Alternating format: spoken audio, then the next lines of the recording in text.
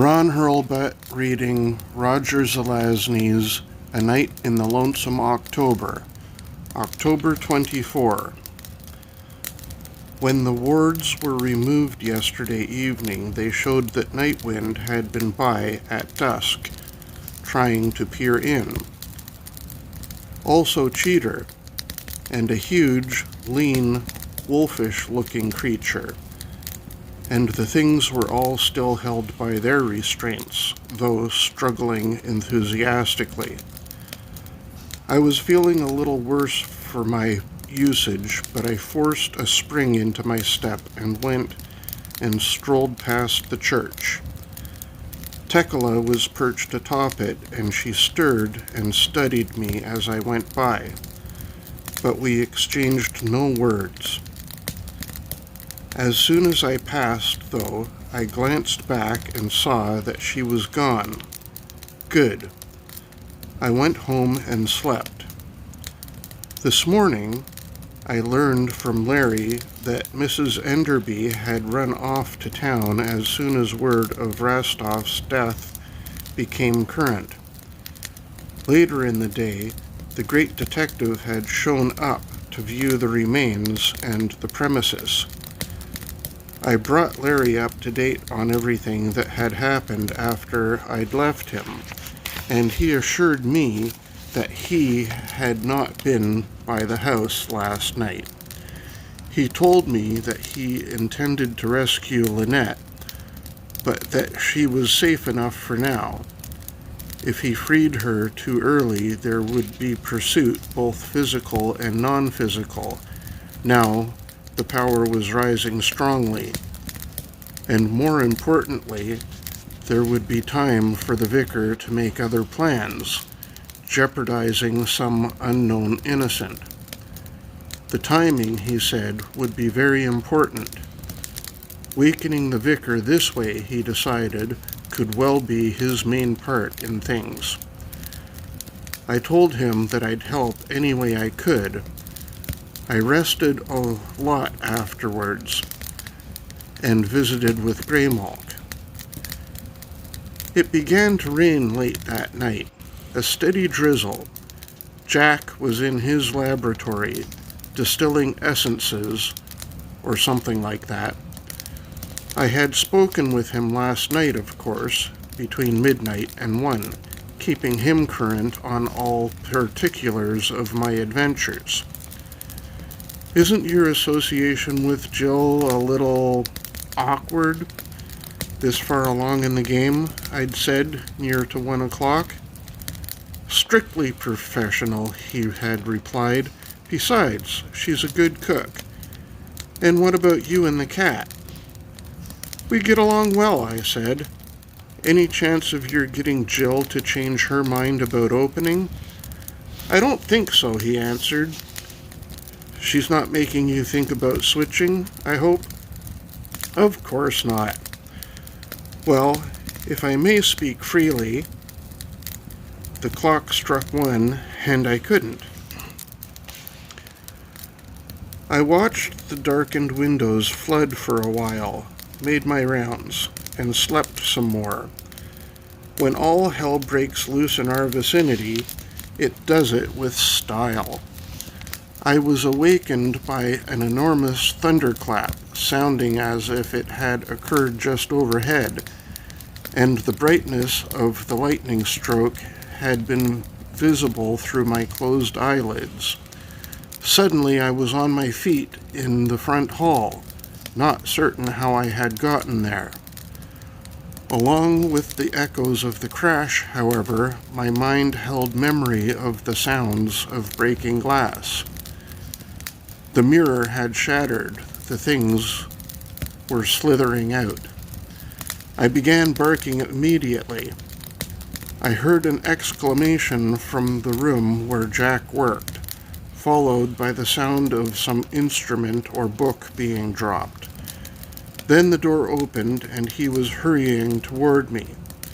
When he saw the slitherers, he called to me, "Snuff, find a container," and he returned to the laboratory, where I heard a cabinet opened. I looked about. I raced into the parlor, slitherers spreading like a slow tidal wave at my back. Upstairs, the thing in the steamer trunk began beating upon its confines with frantic exertion. I heard wood splinter as it struck, and there were rattles from the attic. Another flash created a moment of yellow day beyond the windows, and the thunderclap that came with it shook the house. There was nothing in the parlor in the way of a mirror, but on a side table near the door stood a partly full, partly empty bottle of port wine, of the ruby variety. Recalling that this species casts a spell within the bottle, I reared and pushed it off of the table with my paw, so that it fell upon a rug rather than the floor's wood. It did not shatter, and its cork remained in place. There came another flash and another crash. The things upstairs continued their noisy activity, with indication that at least the inhabitant of the steamer trunk had gotten free. A glance hallward showed me the steady, continuous exodus of the things from the mirror. I heard Jack's footfalls. An uncanny glow began to fill the room and the hall, and it did not seem entirely attributable to the internal incandescence of the slitherers. Rolling the bottle hallward, I saw Jack standing at the hall's far end, a wand in his hand. It was the no-nonsense wand he had used to transfer the slitherers from mirror to mirror earlier, and not the powerful game artifact, the closing wand, which was also in his possession. While he is master of the knife, or vice versa, the knife is not, technically, a game tool, though it may be used as part of the game. The knife is the embodiment of his curse as well as a special source of power. He saw me, and he saw the bottle at the same time that I saw him. Jack raised the wand and used it to part the flowing mass which separated us. Then he came forward, and it slithered closed behind him as he advanced. Coming up beside me, he picked up the bottle then, held it in his left hand, and uncorked it with his teeth. There came another thunder roll, and the eerie lightning assumed a definite greenish cast, giving Jack a corpse-like appearance. There was a scrambling sound overhead, and the yellow-eyed thing from the steamer trunk bounded down the stair, cracking the banister as it came. "Deal with it, Snuff," Jack cried. "I can't." And he turned his attention and his wand upon the things from the mirror, compelling the nearest to enter the bottle. I gathered myself and sprang across the flow of slitherers, moving to the foot of the stair, my lips curled back and hair bristling as the thing came down. Too bad its neck was so short. I knew I was going to have to tear out its throat. The green light hung about it, and the rain sounded like thrown gravel against the roof and windows. The thing spread its arms, ending in very nasty talons, very wide, and I knew that I had to move immediately, in and out, and accomplish it in a matter of seconds if I were to emerge relatively unscathed, which I would need to be to help deal with the sequel, which even now I could hear scrambling down the attic stair. The lightning flashed again. I roared to the accompaniment of the thunder as I launched myself at an awkward angle. I struck the wall on my way down, for the thing's arm struck me after my jaws had closed like a trap, and I'd applied torque with my entire body, crunching and tearing away at its gullet before I let go to drop back. It was not the arm, it was the arm and not the talons that connected with me, though. I dropped, momentarily senseless, to the floor, a terrible taste in my mouth, as the thing from the attic came into sight at the head of the stair and commenced its descent. Seeing the thing from the steamer trunk reeling and clutching at its throat, dripping steaming juices, the thing from the attic slowed for a moment, regarding the carnage. Then it rushed forward, downward. I pulled myself to my feet, preparing to face it as it thrust the reeling one aside and came on. Instead, though, the dying one seemed to take its descent as another attack, swung toward it, and raked it with its talons. The thing from the attic seized it, snarling, and bit at its twisted face. At my back, I could hear Jack moving about, bottling the slitherers. A moment later, the banister gave way, and the pair on the stair were in the air. Lightning flashed again, and again, and again, thunder coming and staying, becoming its steady accompaniment. And yet more flashes walked through the sky, entered at the windows, fluoresced the ubiquitous green into an eye-piercing intensity. The sounds of the rain were submerged. The house began to shudder and creak. Copies of the Strand magazine fluttered floorward from the mantel. Pictures fell from the walls.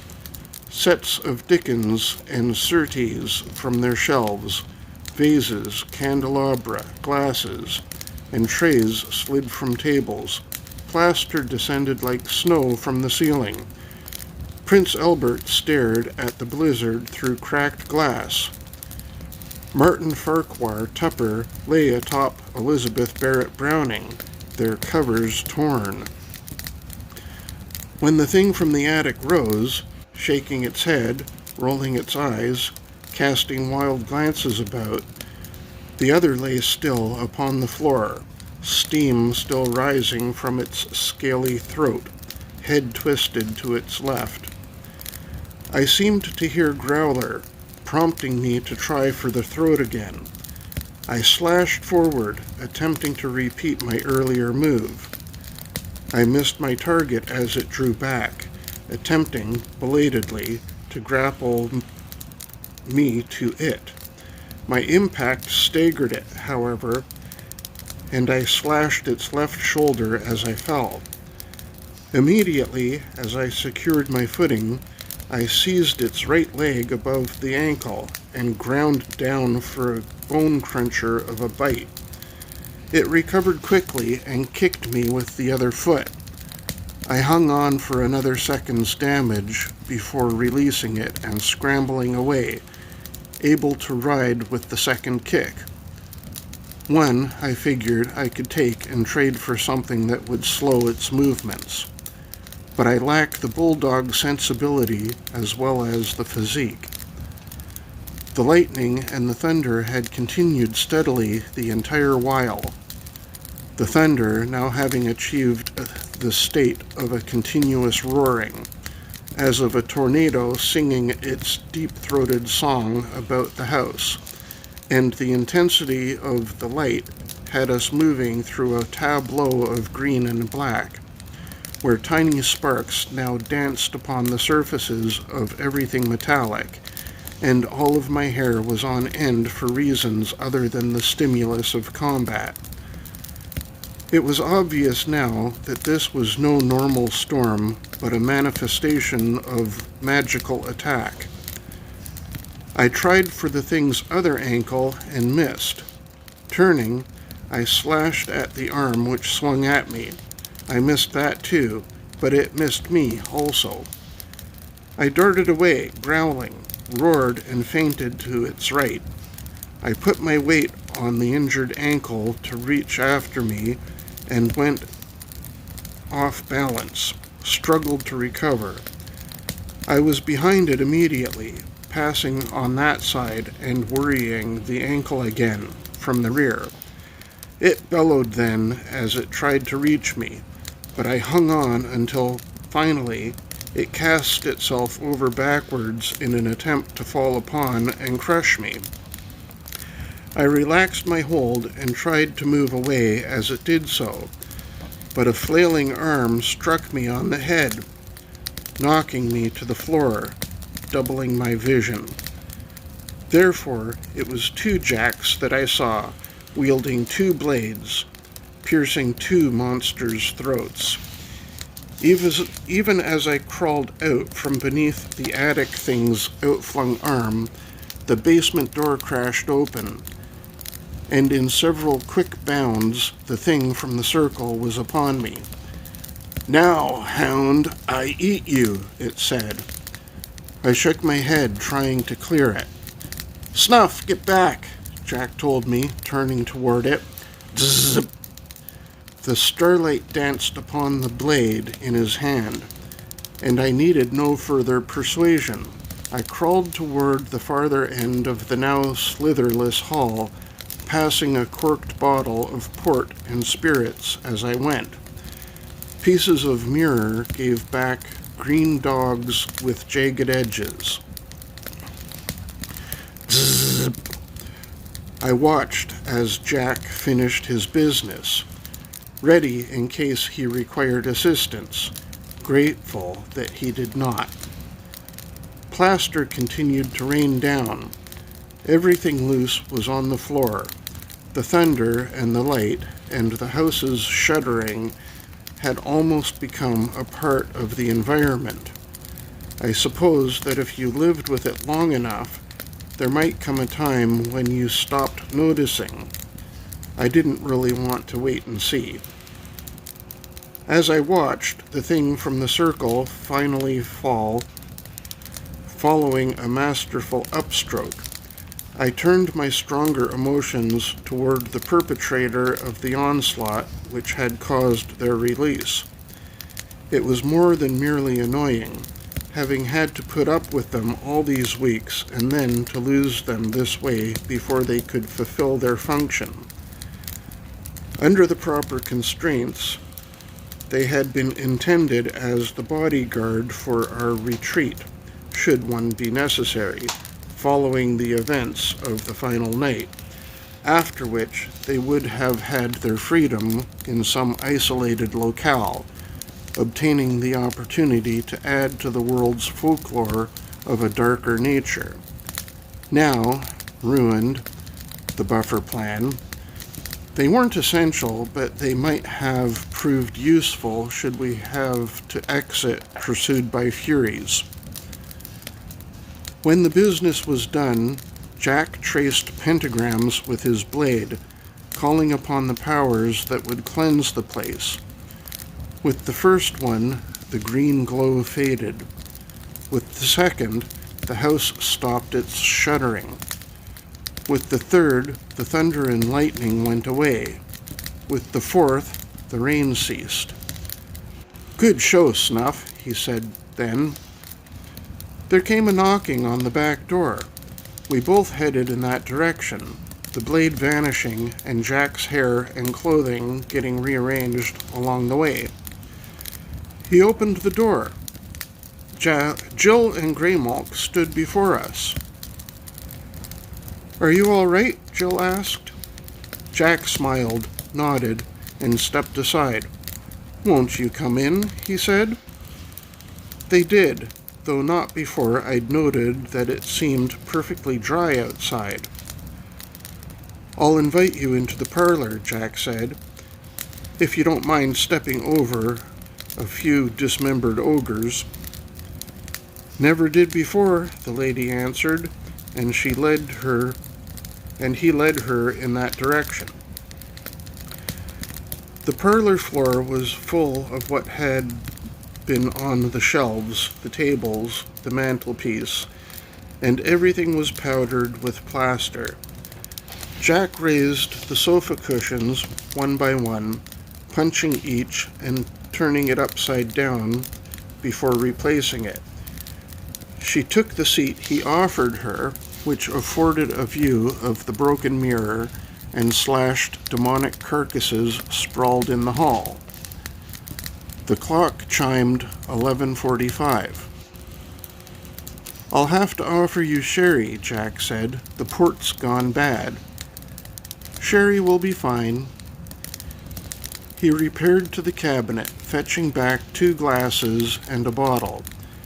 After he had poured a pair and given her one, he raised the other and looked at her over it. "What prompts your visit?" he asked. "I hadn't seen you in over an hour," she replied, taking a small sip of sherry. "That's true," he answered, sipping his own. "But it is very often that way with us. Every day, in fact. Still. I refer to your house as well as your person. I heard a small sound earlier, as of the tinkling of a crystal bell, from this direction. When I looked this way, I saw nothing but a well of impenetrable darkness." "Ah, the old crystal bell effect," he mused. "I haven't seen that one since Alexandria. So you didn't hear any thunder, see any lightning?" "Not at all."